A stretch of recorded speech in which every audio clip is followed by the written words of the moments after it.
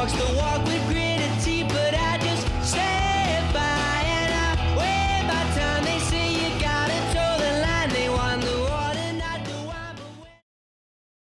Welcome.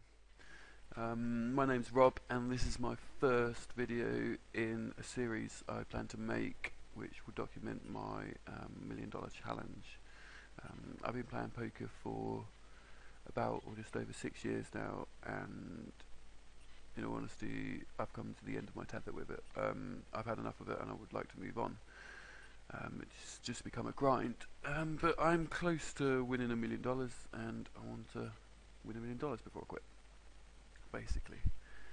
Yeah, so that's the gist. These videos are going to be monthly reviews, probably 2 of them, and it'll just review the interesting hands, how much I've made, how much I've lost, and my mood and my process, and there'll be quite a lot of strategy in it, my thought process. It'll be honest strategy. When I don't know what I was meant to do, I'll say I don't know. When I'm unsure, I'll say I'm unsure. When I made a mistake, I'll show you a mistake and why I think it was a mistake. So it won't be more of a when someone, you know, in the training videos, when people just say this is what you do, this is how you do it. It will be more honest than that. Like, I don't really believe there is correct ways to play all the time. So yeah, and so this, I'm currently sitting on $935,529 in my challenge, and yes, it's only, I say only 65 more grand to go.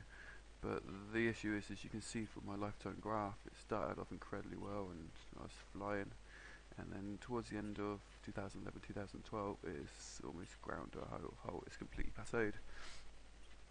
This is partly due to the state of the games, you know, less sites to play on, you know, obviously the games are a lot harder. Also is due to how much I play and how much effort I put in and everything really, like the interest I've lost in the game. I think it does show with these results, which is a touch unfortunate, but I've got to reach this number I've made for myself. So I don't think it's going to be very easy, or particularly easy, to get the last 65,000, which, you know, may seem a little bit strange since I've obviously managed to win 935, but this last 65 is going to be quite a grind, because I don't enjoy it as much as I did, and it's just a lot harder to win money than it was, or my mindset anyway.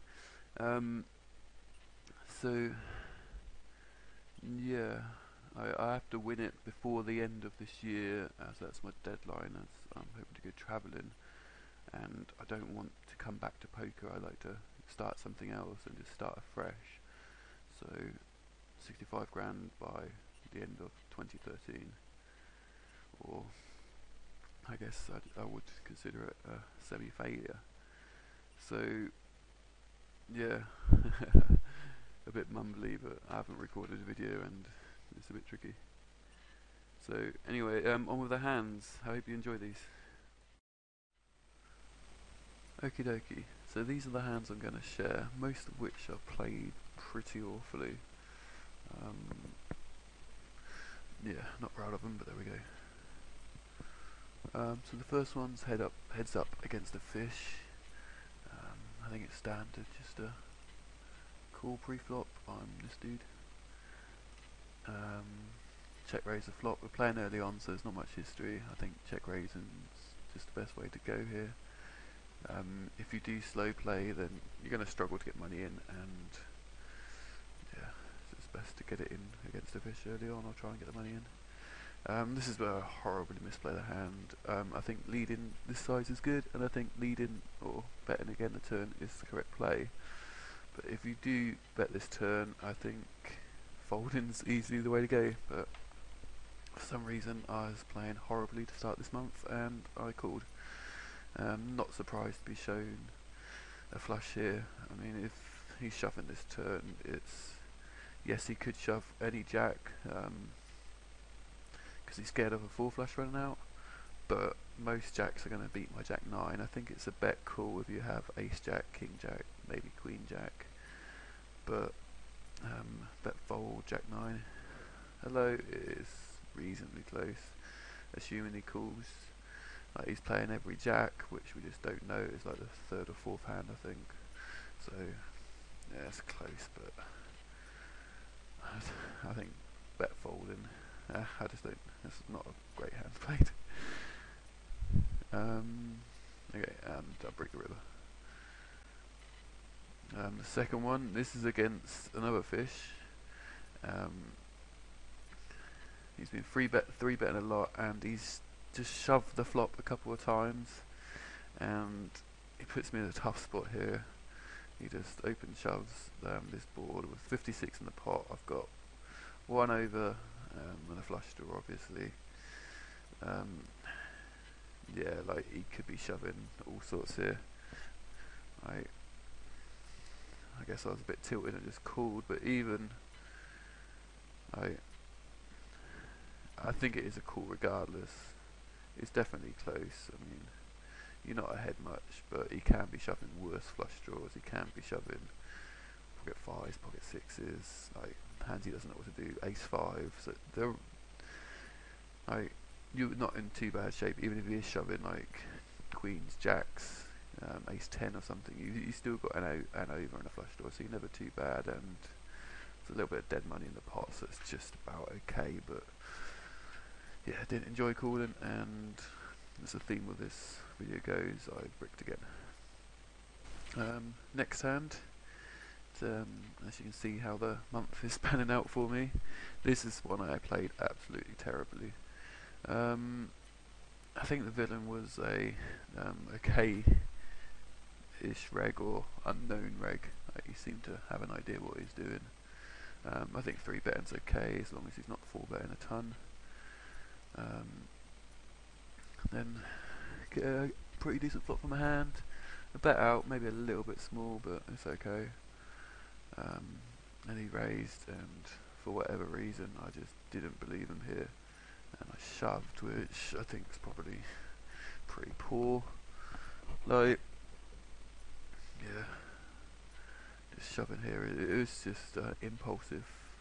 I don't believe you. I've got 8 outs. I'll shove, which is not the best way to play this hand. There are other ways. I called in playing the turn, or small 3 betting, but it's never too bad because I do have backdoor flush draw and 8 clean outs. But yeah, it's just a bit. I think I was still a bit tilted and just playing everything quick, not really thinking things through. And overall, I think it's quite. It's going to be a hard play to balance, and it's just. This guy clearly had the measure of me if he's raised called in Jack Queen here. Like, he clearly could see that I was tilting and I was ready to push anything. So not happy with this play. I do think it's okay in a vacuum, and I don't think it's actually too bad a play. But the thing is that if this player has got this read on me, it makes it a awful play. If he knows I'm going to be doing this and he knows I'm going to be shoving here with my draws and gut shots, even maybe, then it's just an awful play because he's never going to raise here with anything that he's not calling off with. So that makes it an absolutely awful play. And again, I brick, and at this point I'm getting quite stuck for the month, so not enjoying it. The next hand, I think it came shortly after the last one maybe, or again, still not playing good poker. I was playing against sort of a tight weak reg, well, not tight, weak reg, and raised 9s, and perhaps not a reg, but he wasn't playing outlandishly bad. It was just a bit loose and a bit weak, and yeah. So obviously raising pre-flop and c-betting this flop is completely standard. And here, there's just too many hands. Unless you ever read that someone's min raising and calling it off with ace, top pair, or top pair, or 7s or 8s, then the only play here is to call. You can't do anything else. I mean, you can't 3-bet the flop here and get it in and hope to be good, because there are just too many combinations. There's either monster draws, 5-6, 4-6, all the 2 pairs he can have, but obviously I was not playing well, not thinking correctly, and I re-raised it, and it's just a bad play. There's just, like I say, all the straights, or most of the straights he can have, and all the sets, and there's just too many combinations of hands he can have and play this way. Like, yes, if you just call this min raise, the turn and the river are not going to be great. You're not going to get value if you are ahead, and like, he's probably going to have a lot of equity if you are ahead. So there is no particularly easy or good way to play this hand, unless you have to read that he's a complete maniac. But the best way to play it is just to call and play the turn, not 3-bet this flop and get it in like a special person. And so that's what I did, and I missed my 5% or whatever chance I had of winning. Yeah, the next hand, still playing poorly. Let's see what I did this time wrong. So okay, so we swap positions here, and I think this was my last hand I played on this day before I had an enforced break. So, betting the flop is fine, and then the turn I think I bet as well. Going for 2 streets here should be completely standard. There's just so many hands that you can call again with, like Jack 10, any pair and a straight draw, and yeah, sure, he's going to pick up 2 pair, and he's going to have better aces occasionally, but I had to bet again. My read on this guy is that he is a regular, and he likes to raise top pair on the flop. So even weak top players, he raises on the flops, and then he doesn't, he'll quite often just check the turn, check call the turn, and check call the river, or he'll bet again, and he'll pot control on the turn and river, but he will raise top pairs on the flop. So when he just called the flop, my read was that it has something like Jack 10 or Jack 9, or he'd have a weak second pair, or a weak third, or no, a second pair, or a third pair, or a draw. So I didn't expect many aces in this range, so I felt comfortable betting this again. I'm probably going 3 with it. But he raises, and I went with my read that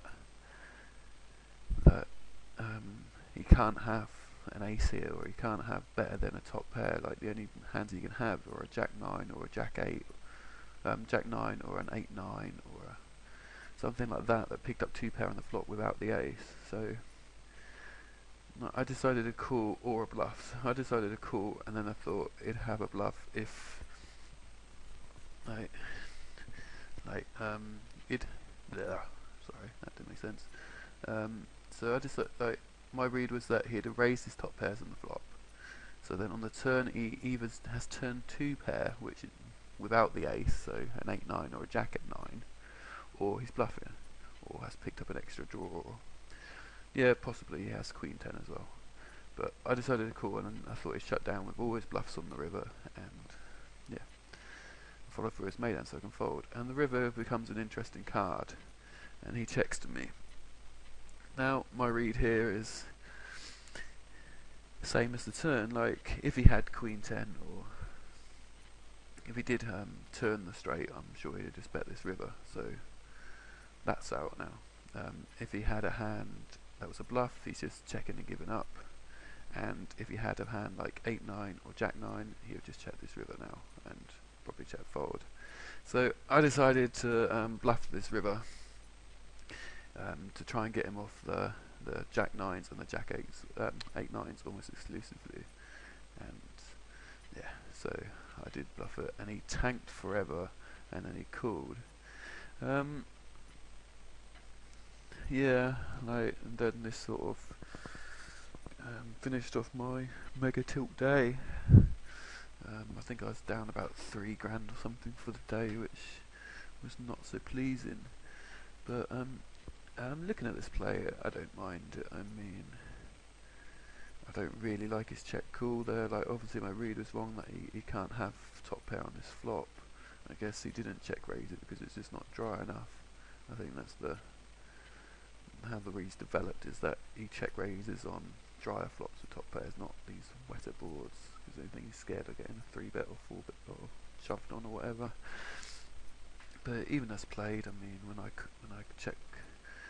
bet call a turn, I still have a lot of queens in my range. I can have ace queen for sure. I can have, you know, jack queen maybe, or anything with like queen of hearts or 2 hearts. I can definitely have queens here, and obviously I'd shove queens. Yeah, I could definitely still have like king queen of hearts, and there's a lot in there.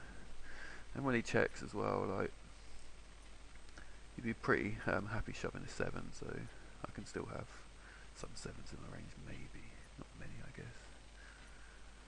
But yeah, I don't mind that play too much. But I was disappointed, like, the fact that I made it still, because I was getting... I was playing back at him a lot, and I think he would expect me to be capable of bluffing this river a lot, which I think if he thought a bit clearer and a bit better, then he shouldn't expect me to be bluffing this river a lot, because there is no hand I can have that doesn't hit this river or doesn't have something. So unless I am turning a hand as strong as top pair into a bluff, then he should be folding. Well, I think anyway, but I don't think he's actually good enough to realise that. So yeah, I don't think it's a good bluff for that position, because he's not good enough to realise that I have no bluffs here. Well, shouldn't have any bluffs here. Next hand,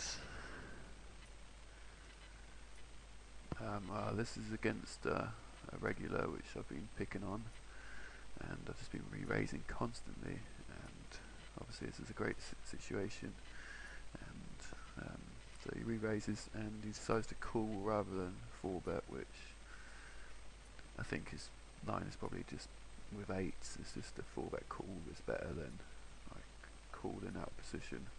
It's like, it's not going to end well from here. Like, he just won't be able to defend like the mid pocket pairs profitably. He'd be better off just 4-bet and calling them. So not the best flop in the world. Like, his range will contain a lot of queens here. I block some of the queens because king queen's a big part of a 3-bet call range, but I'm still happy. Like, I've been picking on him so much that I expect him to,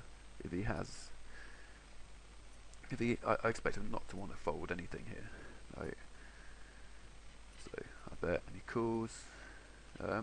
When he calls, I do discount queens a little bit, because I do think he would raise a queen, because it is fairly straightforward, and yeah, I do think he might raise as a bluff and then give up the turn, but I do also think he would raise a queen and obviously not give up the turn.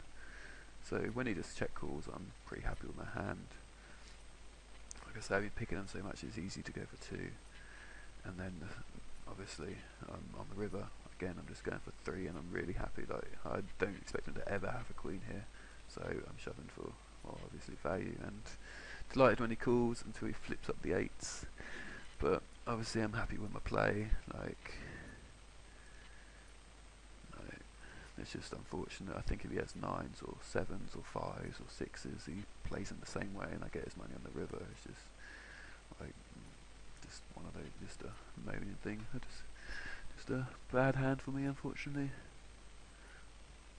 But it's clear that I should be going for value on this river, and I think a lot of weaker eggs would check it back, because they'd be scared that someone slow played a queen, which he probably should do. If he does have a queen here, he should just show his slow player at least some of the time. But yeah, anyway, this is a bit of a tricky hand, a bit annoying, but well, not tricky, just a bad beat really. Like, so I raise it big with 2 fish there, and yeah, flop a full house, and it's tricky here. Like, not sure, I got 0% equity. Runner ace. I guess it's less than 1%. Yeah, obviously you bet, and you should bet fairly small. Well, obviously I've gone for a little bit bigger here. Like, you want to get called by the, ace highs, king jack, and the broadways and things against 2 fish. You don't want to bet too big so they just fold everything. I think a little that the smaller bet would have been better here. Like, the other theory is that if they have got pocket fives or pocket fours, they're never going to start fold, so you could just bomb it. But I think there's more value in betting smaller. Like, you're not really worried about whatever comes.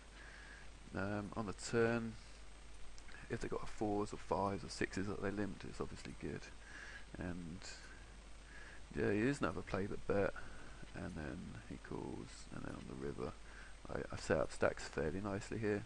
The important thing is to not ever leave yourself a too big a bet here, because you want to bet small, so it milks them along with their pocket fives, pocket sixes, or whatever. So then, because they're never going to fold a full house unless you do bet huge, and it's clear that you have something. So, and then obviously shove the river and run into quads. It's just, it's not much really to say about that. Just concentrate on your bet sizes. Okay, this is just another moaning hand. But okay, the read here is that this guy is a complete maniac. He plays like, I don't know, a ridiculous percentage of hands, and he 3-bets an absolute ton. So this guy is a reg and pretty nitty. So when he 3-bets here, I am not happy about it with ace queen here. I'm not 4-bet calling. I may call, this is 3x, or I may just, even as neat as that sounds, it's just fold. I think he had like a 3 or 4% 3-bet, so it's not hugely exploitable if I fold. But obviously I call because this guy's in it. I flop huge, and yeah, not much to say really. Like, so like, obviously I want to check to the pre-flop raiser, as I think he'll define his hand pretty well here. Like, his range pre-flop is pretty much never a bluff, not with this guy here. So, and it's probably not that much looser for value.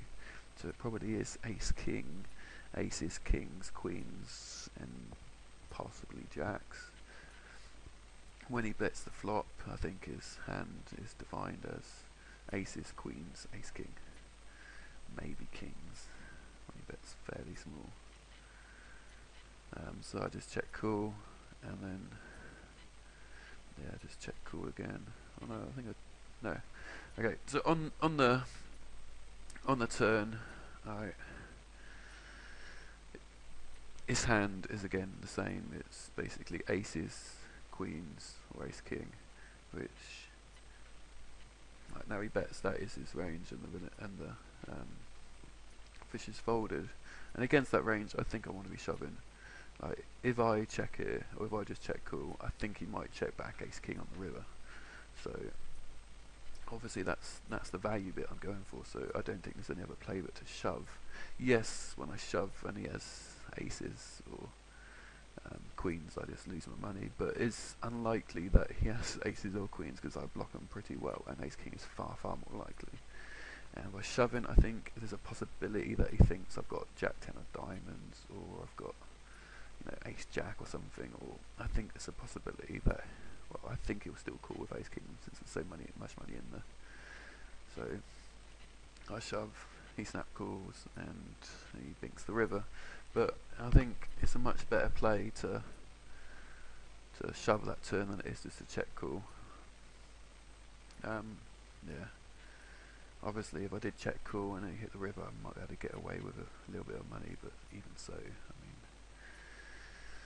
yeah, it's nothing to do. I got money in favourite, but yeah, I just summed up my first half of the month really. Just a lot of moaning, a lot of bad beats, and yeah, a lot of money lost.